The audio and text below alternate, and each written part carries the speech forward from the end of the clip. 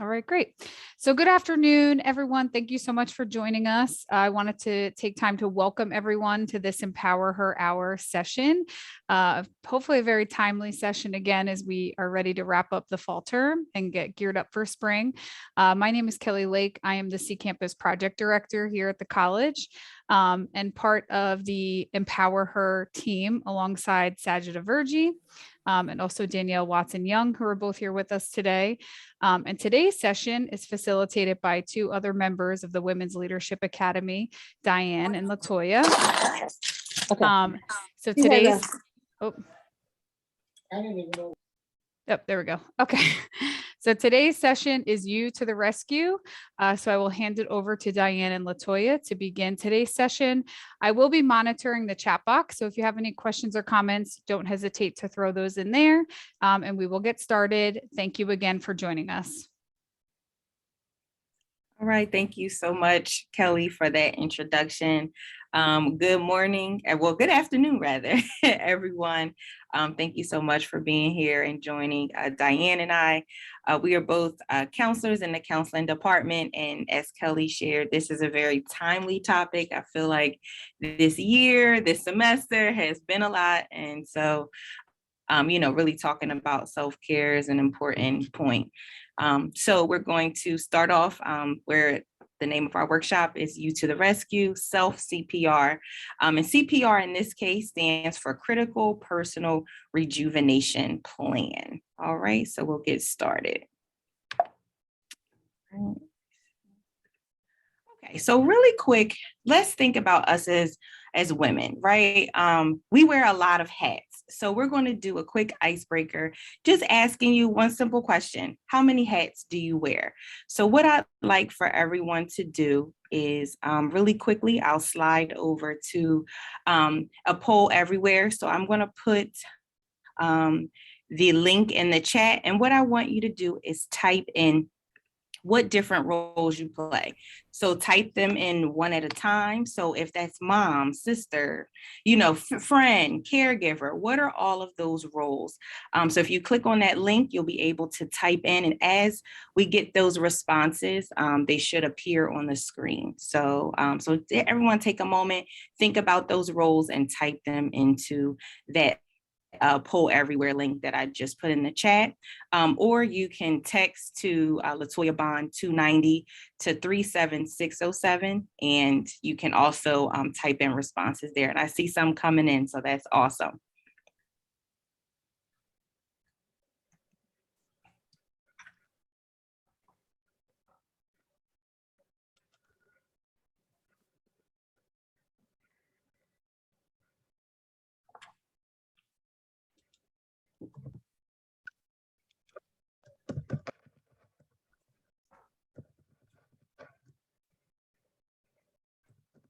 And everyone can see my screen, correct? Okay, good.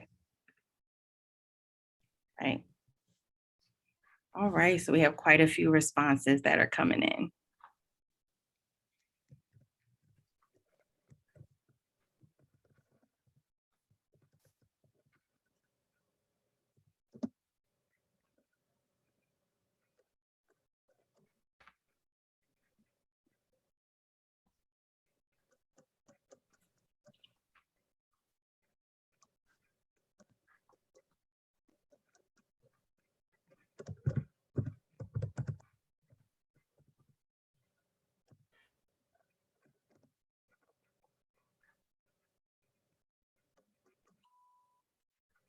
Right.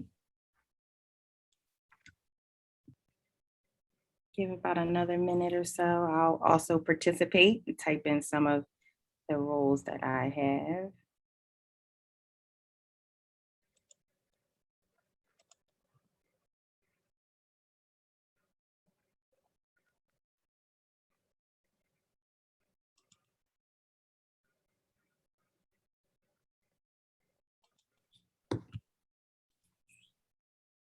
All right, so I don't see too much more movement.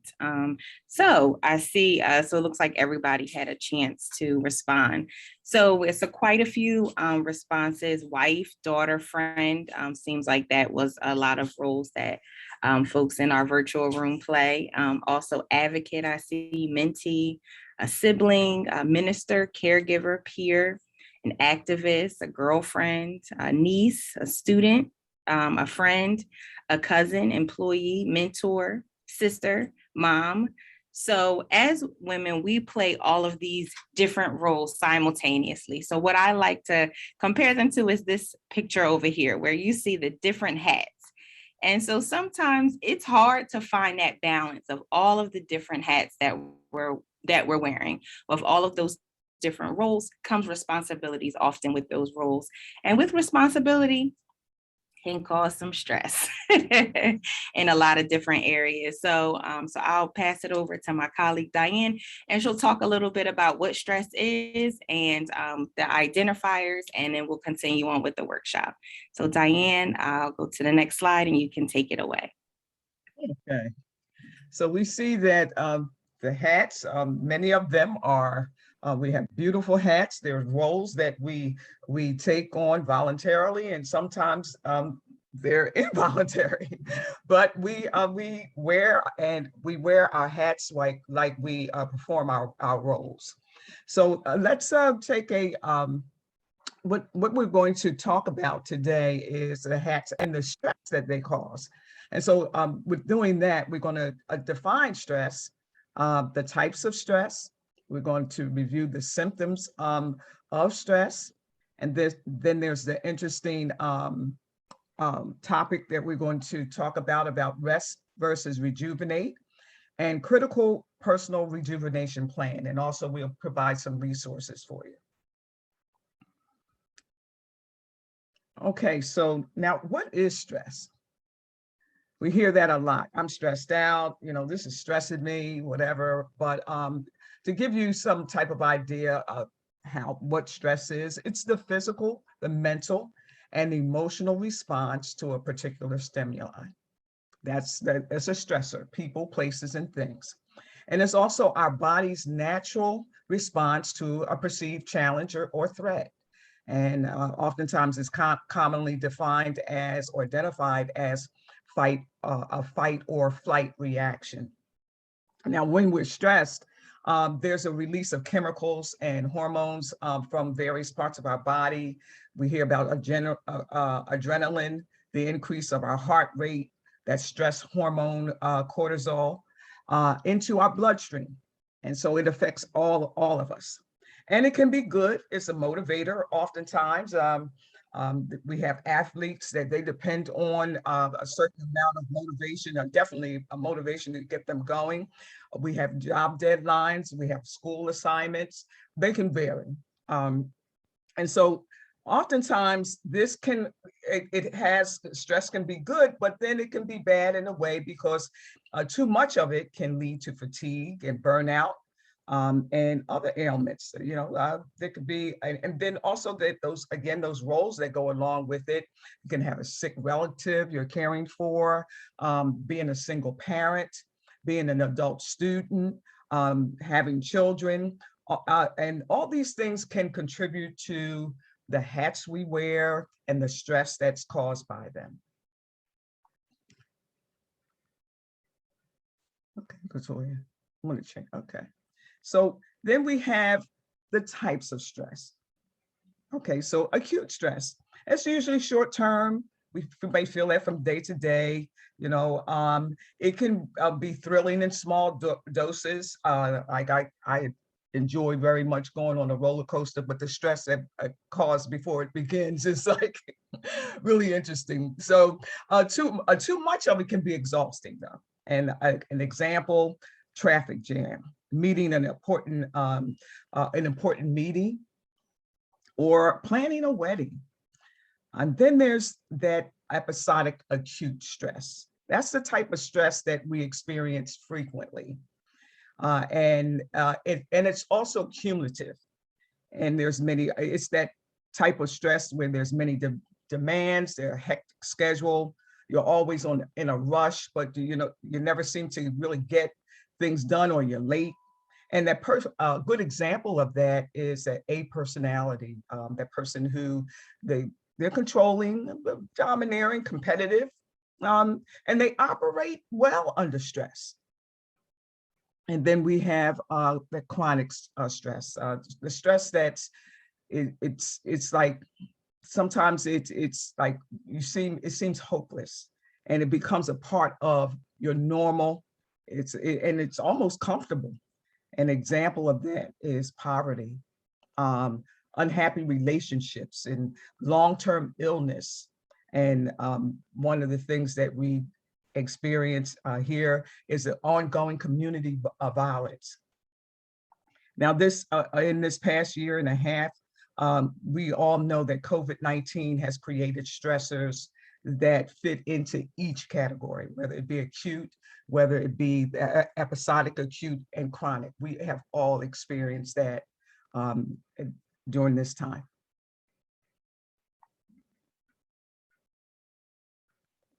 So some of the symptoms that we experience with stress, as I identified, that stress is, we have the physical symptoms.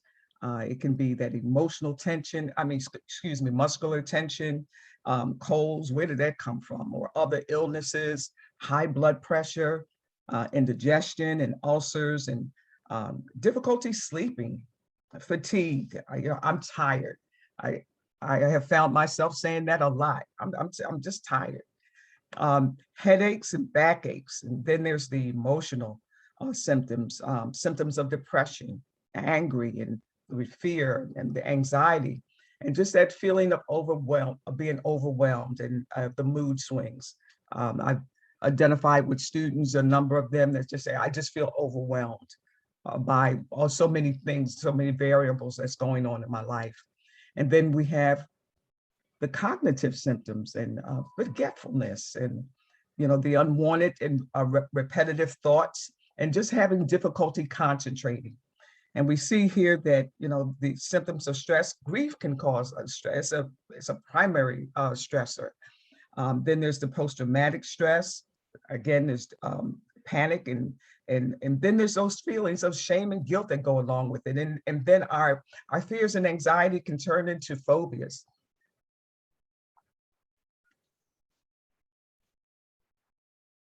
So often when we are under a lot of stress, our first inclination is to say, I just need some rest. I just need to sleep. I just need some time to just take a nap and get back up and go back at it. But so I wanted to talk a little bit about the differences between rest and rejuvenate.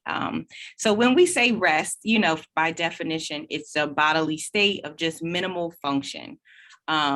Freedom from activity, you're not doing anything. But think about this picture before you, where the woman is in a rusted car. Now in that car, she could probably turn off and it'll be resting, but is it able to take her where she needs to go? But can she rely on it to do and perform the things that she needs it to do, right? So when we think of rest, it's important. Yes, we do need to be able to rest and go to sleep, take that nap, throughout our busy lives, but we also need things to rejuvenate us. So we go to the second picture where we see this woman, she's in a shiny brand new car. And so it's kind of asking you that question, what do you need to do to stay shiny and brand new? Because rest, we do that, right? Typically we do that, but has anyone, the show of hands or thumbs up, ever been asleep and you wake up and you're still tired? You're still exhausted. You're still stressed.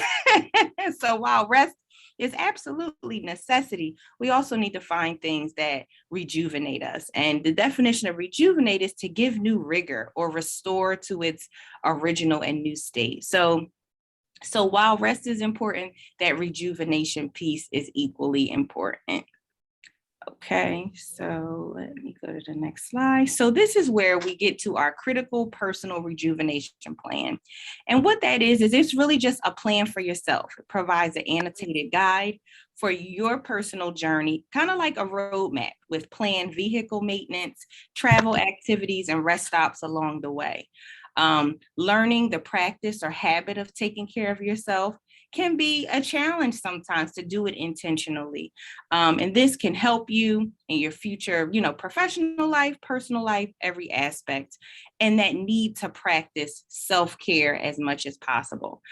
There's no one size fits all of the self-care plan. It's totally up to you and what works best for you. Each of us must create a plan that satisfies our own needs. And then in some cases, we might even develop some of these things unconsciously, right?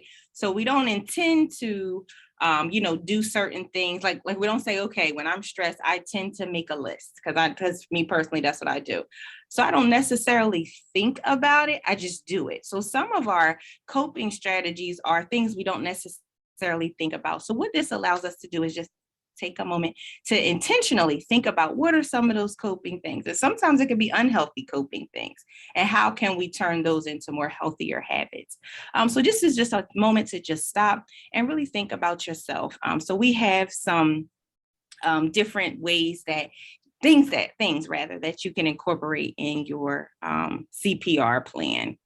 So let me go. So this is You to the Rescue. So these are just some items that Diane and I came up with of things that could be incorporated into your plan. So I'm going to give us some time to actually have a discussion at this point. Is there anything on this list that you might already do for anyone that wants to share? Something on this list that you find works well for you?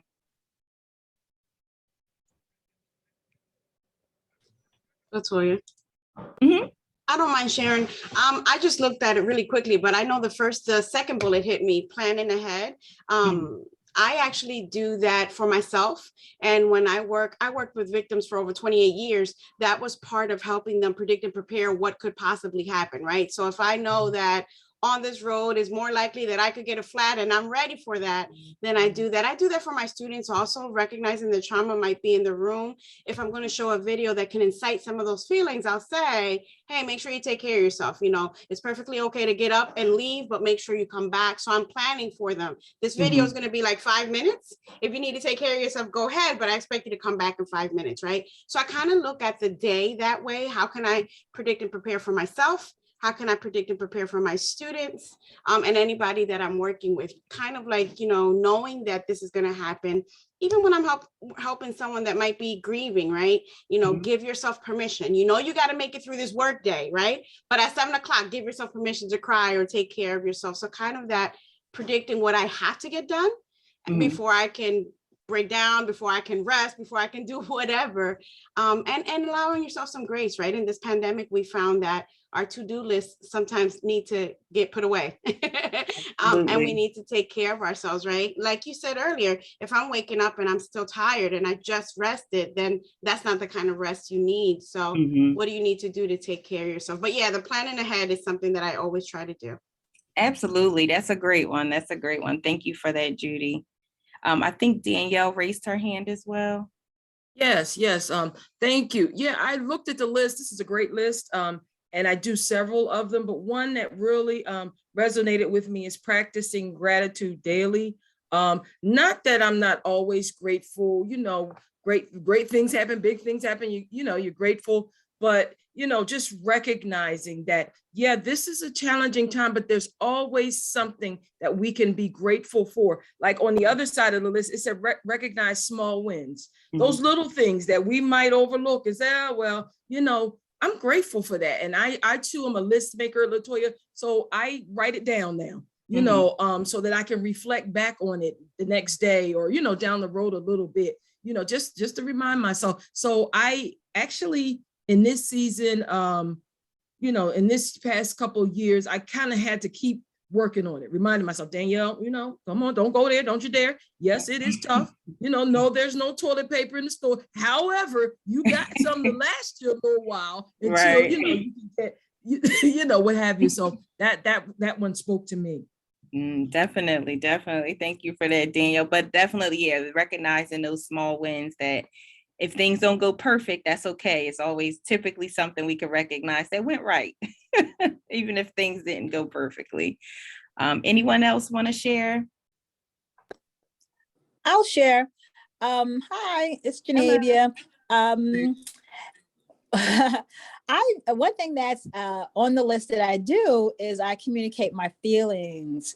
And again, I think that we as women sometimes don't want to recognize our feelings, and we suppress them or we justify them. But if we just simply, and again, it's not like I go around saying, "Oh, I'm feeling this way," but again, just talking about in a way that's holistic, so that the receiver can understand what's happening, what's going on, whatever it is. We're just talking about the gamut of emotions, how to communicate that. But one thing I would love to add on the list that I'm doing now, that's when my camera's off, I make soup. I make soup, and I'm eating soup right now. I am a super, and I truly believe soup is healing for the soul, not just because it tastes yummy. It's something about the cathartic process of making soup. So I make soup. So I offer that to the group.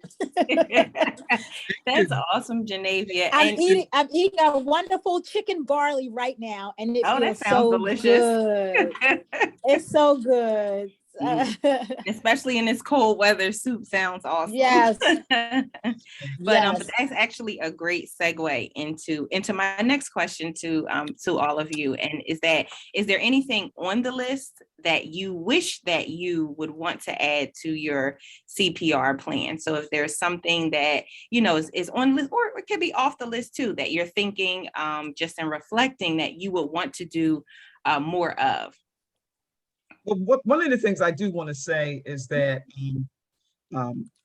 for me, the practice gratitude daily is something that you may say in your mind, you know, okay, you know, I'm grateful for this day.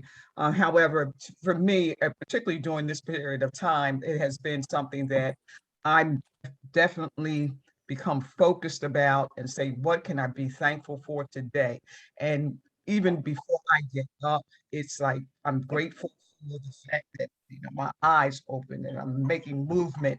And it can be just the little things, but just, you know, through the experiences that we have been through, every little bit, everything is a small win.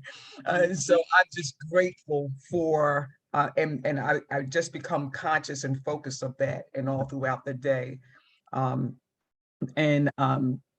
And for me, I just want to say that it's, you know, I may do 3 or 4 of them, but I can always add something else to it. And again, for me, it's still managing my time better. So just consciously working on that, managing my time in a better fashion. And I like Janavia, I like the soup. If I dealt with a pot or pan, I would do that. All right, Diane, that was great. Anyone else see something on the list that they wish they could do more of or start to do, or is there something even off the list that they wish that they would incorporate in their plan? Yeah, I think that if you can't change the stressor, change your perspective is good. You know, I wish I could do that a little bit more often, because there's, you know, things in life, personally and professionally, that there's just some things you can't change when you want to change them. So it's kind of good to flip it and look at it from a different perspective. So I like that one. I think I'm sort of Gotcha. Awesome. The same. Oh. Anyone else? Can you hear me? Yep. Okay, cool. Yeah, I was gonna say pick the same one that Kelly did. That's like I feel like the last year and a half has been a very good reminder of, as Danielle said as well, the toilet paper, all those things. I remember one day we had I was making dinner and the power went out and something was burning and something else happened somewhere else. And I was normally I'd be like, what is happening? But I feel like you're it's all going to work out. So I think sometimes for me, I have to remind myself too that even when things seem, you know, I'm a planner by nature. And I feel like the last 18, 20 months has been you can plan to the nth degree and things may not work out as you plan. So I feel I'm learning to really, my husband is very much like that. So I'm starting to kind of roll off that energy, or trying to a little bit, just to be like, you know what, it will actually work out. There's really no point in letting myself get so like worked up about it. So it's like Diane said, it's a work in progress to manage those things that we want to change. But you feel a lot better when you don't let yourself get worked up about a lot of those things, you know, and realize that it will work out maybe differently than when you plan, or when you, like how you plan it, or when you plan it for, but it will work out. So Definitely. I say progress over perfection. That's my mantra. Like, okay, it may not be perfect, but as long as we're moving in the right direction, we're good. So that's a great one, Sajida. I think Genevia, did you raise your hand again? I saw it pop up on the screen. No, I'm sorry. I'll put it down. Okay. All right. I wasn't Thank sure. you. No problem. Thank you. I know another one for me I'm doing better at is identifying my sources of stress. I think that so personally, I'm a caregiver, so I help out a lot with my family. And so, I'm sorry. So sometimes I wouldn't say, because I love my family, right? But I wouldn't say, this stresses me out sometimes, or I find this stressful, or I need to figure out a better way. Would be like, no, that's my family. I can't feel stress about them. I can't let that stress me out.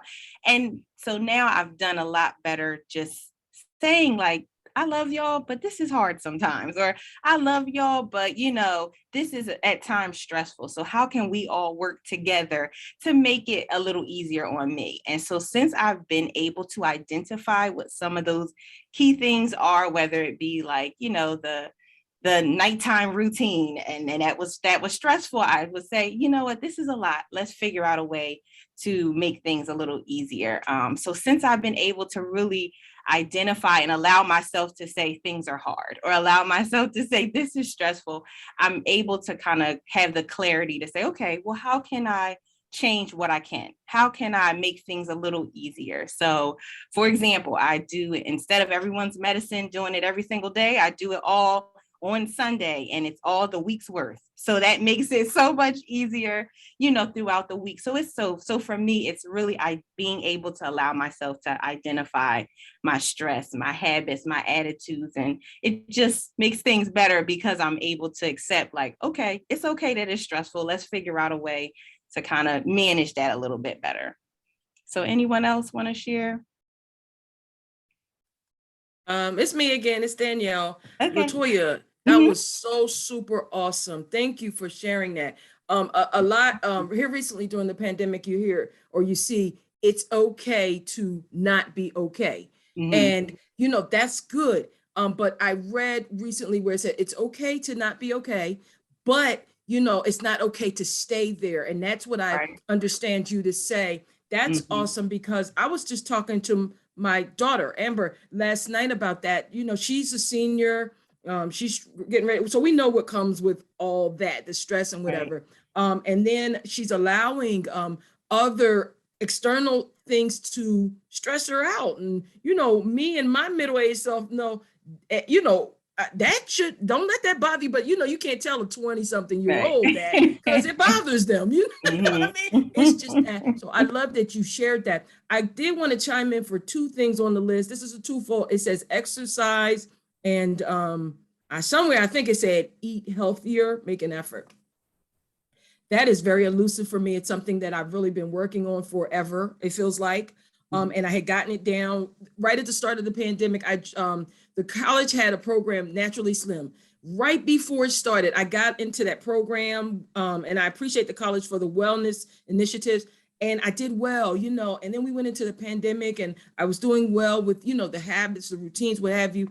And I started cooking in the air fryer, and then I got away from it. And so here recently, it's been challenging, honestly. And I feel good even now saying it, because sometimes you just try, I got it. Okay, my diet starts again Monday, all the Mondays it'll start over again. But, really just embrace, that's hard for me, and I want to do better that, and so I'm taking the necessary steps, but those things I would like to add. I think that was the question, some things that you would like to add. So just wanted to share, put that out there. Yeah, absolutely. And I do feel like, to piggyback off of what Genevia mentioned earlier in the conversation, just about us not sometimes even allowing ourselves to feel certain things, or to say something is hard, or to say this is where I struggle, or to say, this is a challenge for me. Sometimes we don't even, we're lying to ourselves and we're just trying to chug along, push through. But sometimes even just acknowledging, like you said, Danielle, like, this is tough. We're in a pandemic, like this, it's a lot going on, and giving yourself that grace and space to do that. And, sometimes we're our toughest critics. So anyone else want to chime in before we move forward? Sure. I just wanted to add two things, right? I think that this pandemic has allowed us to reevaluate things, right? So when I say that, I mean reevaluating myself. My 49-year-old self, it takes different things to rejuvenate me than my 20-year-old self, right? Right. So finding out what you like. Sometimes it's so hard. You're the parent, you're the daughter, you're the caregiver. What does Judy like? What helps me get through a difficult time, right? That's one piece that I would add to it. The second is reevaluating relationships. I just had this conversation with my friend. You can't help a family you were born into, but you can surround yourself around people that love and care about you, right? So I talked to my friend, and I was just talking to her about some toxic people. And I'm like, listen, to me, relationships are like a deposit at a bank. You cannot continue to make withdrawals without making a deposit, right? So reevaluating those relationships that are just coming to withdraw from you and are leaving you without this rejuvenation, right? Because I can't talk to you 100 times and 100 times you're taking a withdrawal. At some point, I need a deposit, right? So distancing yourself from those relationships that are only withdrawing from you. So, we had a real candid conversation. It really was about her and the people that I saw that were tapping into her and not feeding into her, right? You need that equal balance of, can you make a few deposits before you're in the red already with this account, right? So I think it's just a time to look at both of those things. What makes you happy, and who do you need to distance yourself from? Yeah, absolutely. You hit the nail on the head about, people constantly making withdrawals. And especially with all of us, I feel like educators tend to be the go-to people in their families, the go-to people in their community, the go-to people on so many different levels. And it's like, well, what about me? What about the things that rejuvenate me, or the things that, make me happy? So I think it can be hard to sometimes take a moment to just say, okay, what do I want? So Judy, you hit the nail on the head with that. Okay, so for the sake of time, I'm going to move to the next slide for Diane.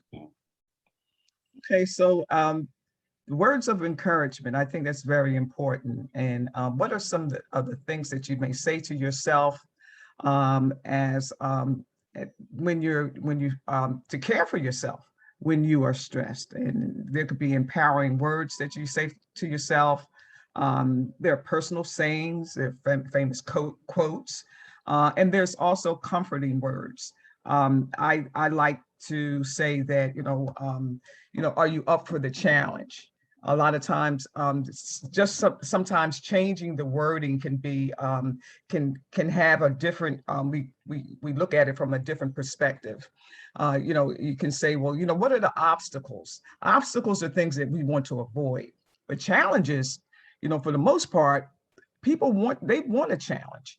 So if we say, what are some of the challenges, it kind of puts you in another mind frame, particularly maybe you may be talking with someone, or you can say it to yourself, what are some of the challenges? I'm going to examine the challenges. I'm going to meet them, instead of, wow, this is, using this as a wording that's obstacle, an obstacle, or saying that this is really an obstacle for me.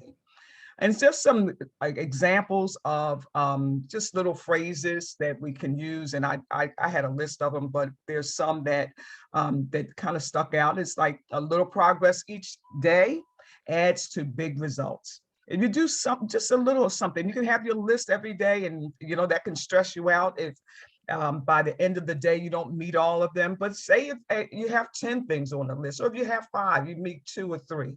It's a little progress, and you just continue on, because you're not going to get everything done at one time.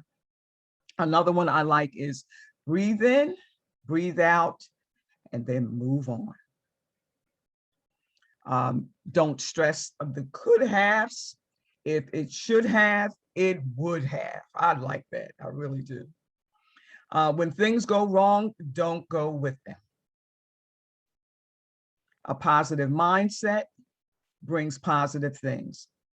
It's so important to do this gradual mind shift from the negative things that we see all the time into a positive frame of mind. And right now, we're just so inundated by a lot of negative things, but we got to go through that and identify the positive things that are still in this world.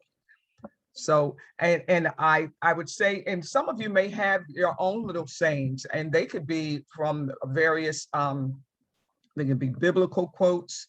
They could be things that you've read that keeps, that you keep in your mind. I know one thing that I did was when I was at the West Regional Center, I just put one saying quote on the wall, and it was like, "He who angers you controls you." And that helped me, get through traffic jams, and people were trying to be very aggressive in parking and in the market and things like that. He who angers you controls you, and that stays in my mind all the time. Does anyone else have anything to share about a quote or like a word or something that they find helpful for them? I have one. This is Angela. Hi, everyone. Thanks for doing this today. So I was driving a while ago and I found on a sign, like one of those signs, it's not on a place of faith or anything where you could rearrange the letters. It was just like a business, like a closed like landscaping business. And it said, start where you are, use what you have, do what you can. And I loved it, and I wrote it down, and then I looked it up and saw it was attributed to Arthur Ashe, the tennis player. And I just felt like that's what I needed to see at that point, because it just feels like do what you can today. Start. There's no reason to not start, and shoot for the moon, fall upon the stars kind of thing. Like, so I love that. Yeah, start where you are, use what you have, and do what you can. I like that. Anyone else? Just a word. Think of a word.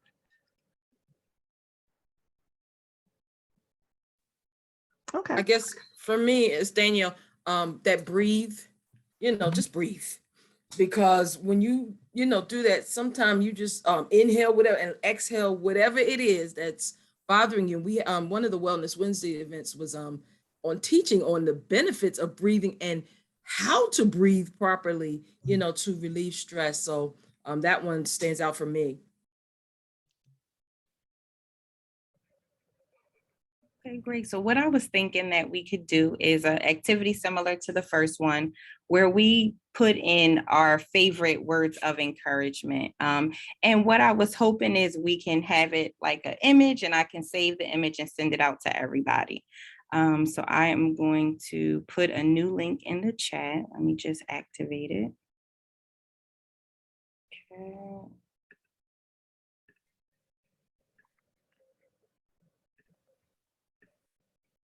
All right, and I'm going to put that in the chat, and then I want everyone your favorite, whether it be a quote or just like Diane mentioned, just one empowering word. I know mine is progress over perfection, so that's something I definitely plan to add.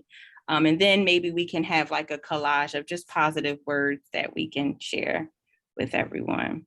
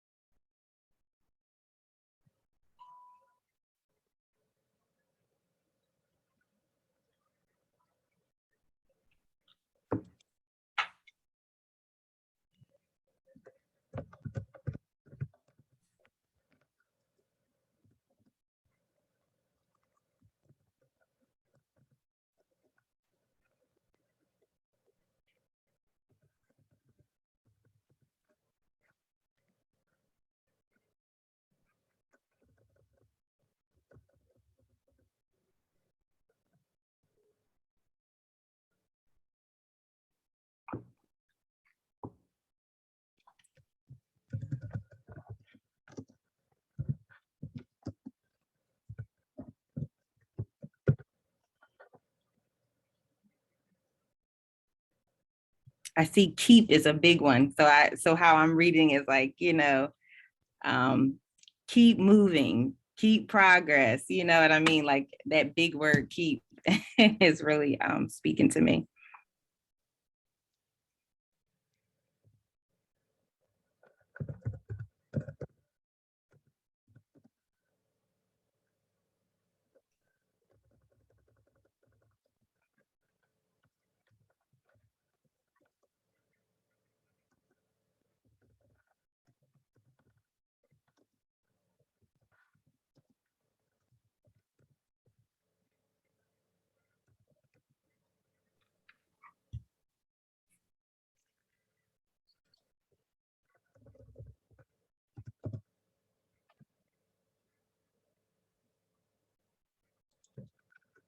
All right, I'll give everyone about another moment.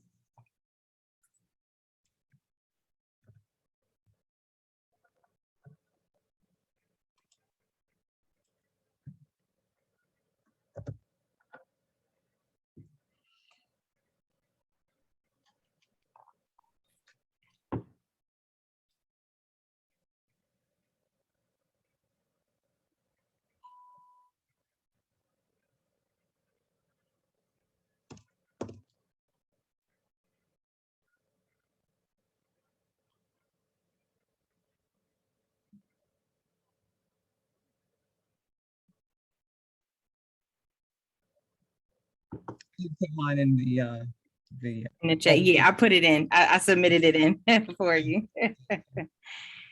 All right, okay, so some large, but keep, breathe, validate, you're great. And I feel like you can even look at this and pick out 2 words to put together for that day or something like that, just to keep you motivated, right? Keep calm, breathe, purpose, keep purpose. Definitely. I like it. I like this.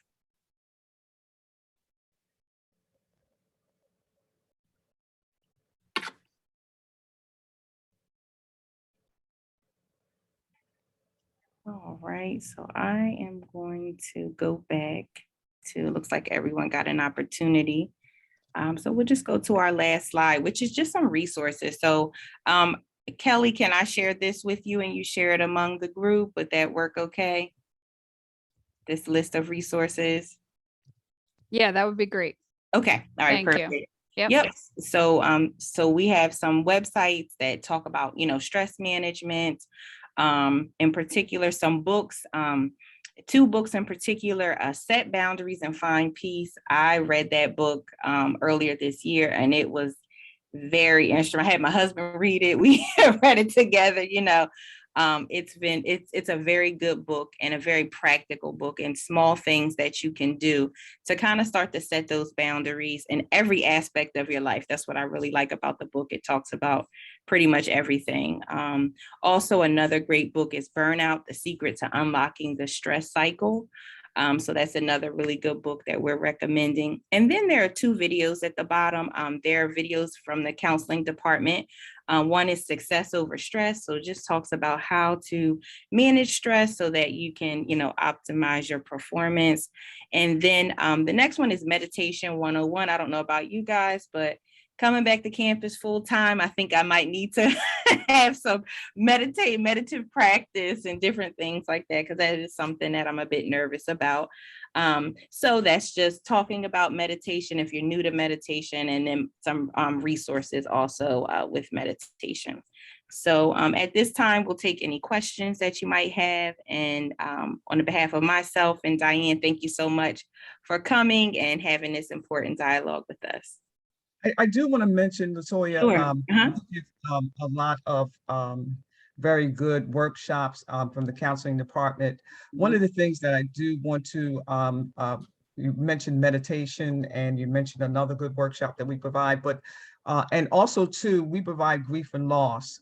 And when we think about grief, we think about grief and loss, it immediately goes to death, which is definitely, I'd say number 1, but there's also many losses in our lives that that go unrecognized. So there's a series from what is it that I'm feeling, to the types of losses, to basically the phases, and basically what we a positive perspective of how we can transcend and go I'll say not go beyond and forget about the loss, but how do we cope with it in a positive way. So that's a grief and loss series also that you can keep in mind about when you're dealing with stress. Hi, I think these resources are amazing. I always keep a list, and I appreciate the meditative portion of it. Something I practice really daily, I think incessantly. I just stay in that incessant prayer, meditative state, because again, in this world that wants to pull you in so many different directions that unfortunately sometimes does not seem to be of the positive, you have to intentionally stay focused. I want to offer, we were just in a meeting earlier, Danielle and I, and we were talking about a student who's a part of the food sovereignty team for Grady's Community Garden. She said something so profound. She said, students sometimes just want to cry, meaning they just need a space to cry. That doesn't mean that they're in misery or anything. They just need a space to cry or be in what she called just a perfect state, just to get things out their mind. So she brought to our attention, again, one of the uses of the garden. I mean, as we come upon spring, we were talking about having we did meditation in the garden, but to intentionally make sure our students are the intentional audience for the opportunity to meditate. So I really, really, really, really, our counseling family, please take advantage of the garden. The garden is an open space for everyone to use, everyone. And I'm going to keep putting that message out there everywhere I can. It's not some exclusive just to grow, but it is a space, an open space to do the work. So please, to book it. I mean, obviously we have to book a space, but please feel free to use the garden as the spring comes as an open space for meditation, or to run some of your counseling sessions outside. That outdoor space transforms and elevates everything. So please, please. Definitely. Thank you for that. I'll great. definitely let the our office know that that's available to us. But I think you make a great point. I know prior to COVID, a group of counselors had actually gotten together to see how we could transform one of our smaller conference rooms into like a calm down corner, or like a space the comfort room. Yep. So you hit the nail on the head that creating that type of space is important. Go ahead, Danielle. Yeah. So, oh my goodness, this was such a rich presentation. So many great takeaways. And for those who may watch it, the replay or what have you, I just want to ask a question. And this has to do with, like you said, at some point, students may need a calm down space, or they may need a little more than the self-soothing or CPR. What are signs when they need that? And then what would you recommend, such as maybe, referring them out or things like that? So when you say signs, when I see a student and I begin like stress, the levels of yes. Yeah, I begin to ask them about the different activities that, or that they're part of. And again, that the many hats that they wear.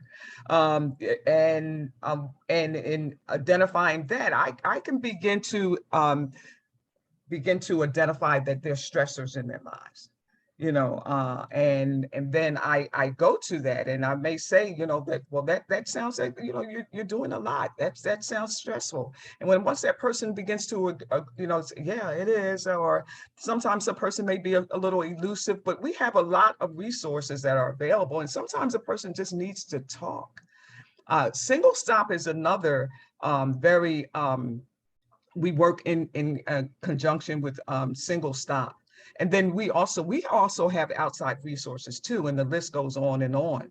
So sometimes students come to us And then I would really like sometimes just for students to know the resources and the support that's available by the counseling department. And hopefully we can do a little more outreach, just to be visible around campus so people will know.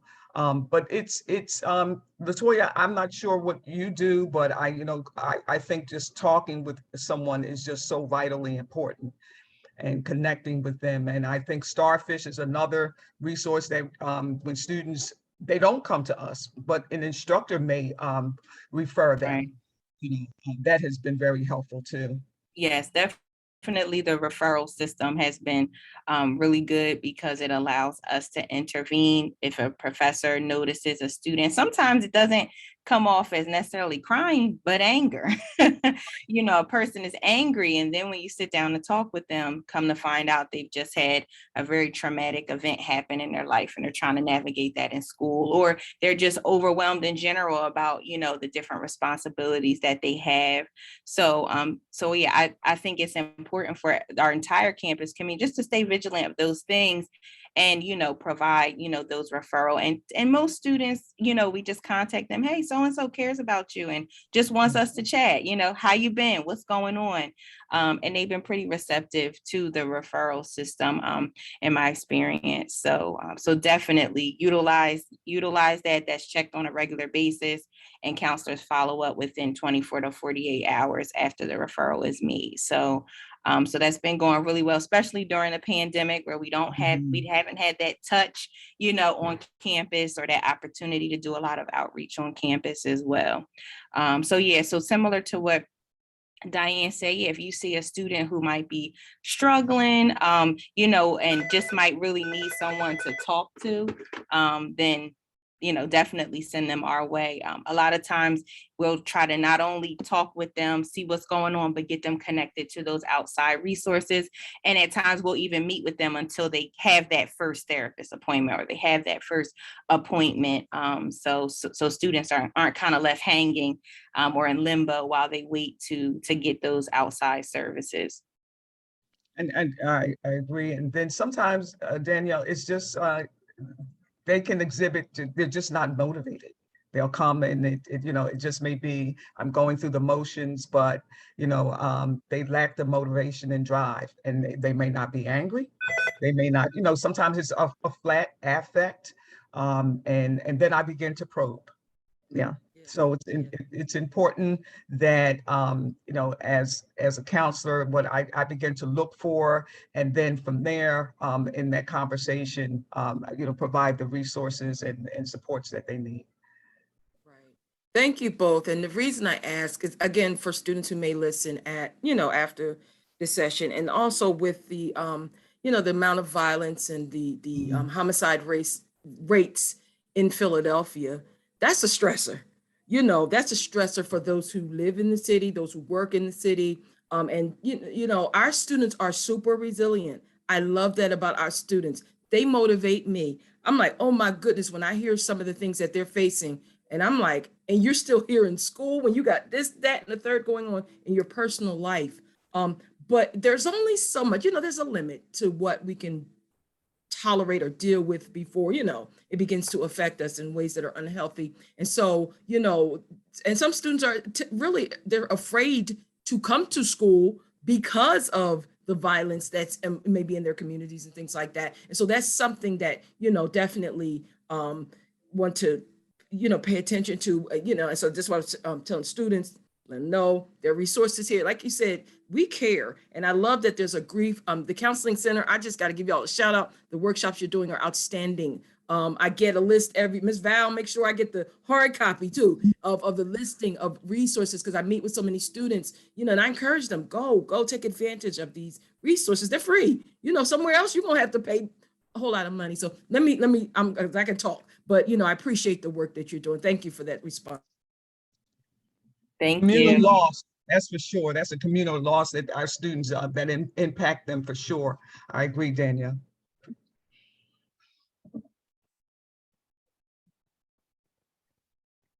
Any other questions or anything? All right, so winter break is coming up. So I challenge everyone, come up with what your CPR plan is. What is your intentional things that you do to not only get rest, but rejuvenate yourself? And whatever that might be trying soup. I might have to make a soup and see how it makes me feel, Jadavia. Yeah, I may buy a pot too, Jadavia. Yes, Buy soup a is pot. so good. Yes, it's so Mhm. good. Please try. Yes, yes. Okay. If you need any recipes, I will Please help you share. out. Yes. Yes. Absolutely. Well, thank you again, everyone. Yes, Thank thank you so much for this Thank information. you. Much appreciated.